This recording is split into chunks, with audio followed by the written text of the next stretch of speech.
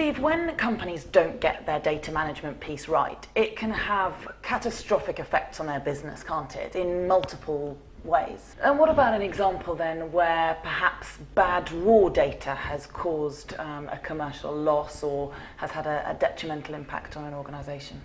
Well, the other example I wanted to share with you was in the area of reinsurance. Now, reinsurers undertake an activity called catastrophe risk modelling. In simple terms, this is where they might have a large portfolio of insured property assets, let's say on the west coast of America. And as everybody knows, the west coast of America is prone to earthquakes. So what the reinsurer will do is they will have an earthquake model, a mathematical model that describes the expected impact of a certain earthquake. Now, those models are uncertain. Anybody who looks out of the window and thinks about today's weather forecast will be able to tell you that. Bright sun, I think they said, didn't they? I think they did, yes. But actually, it was the input data that was the problem. So the model is what the model is, but if the input data is not sufficiently accurate, then the results aren't, you can't rely on them, essentially. So in this case, the story goes that the insurance company had a number of insured assets in Florida, and they had a model for storm surge up rivers. And sure enough, there was a storm and there was a storm surge. And when they completed all of the claims and they came back and did their analysis, they discovered that the claims were $60 million more than the model had estimated.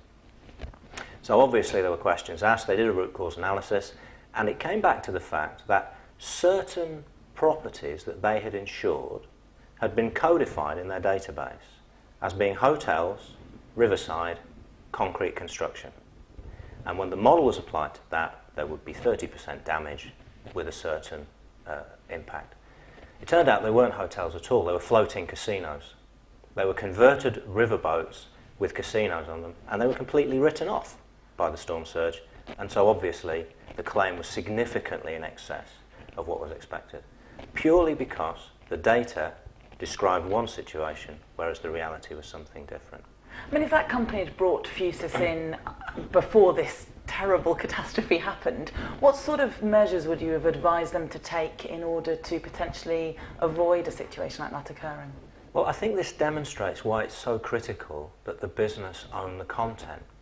Because to all intents and purposes, if anybody outside the business or within technology areas had looked at that data, they would have seen it was complete, it was accurate, it was probably internally consistent. So, you know, it wasn't like it was described as a hotel, but other bits of the data suggested something different. It was internally consistent, it was complete. The only person who could know that that was inaccurate would be the person underwriting the business. So this is why the MDM component needs to be done by the person who's in a position to do it well.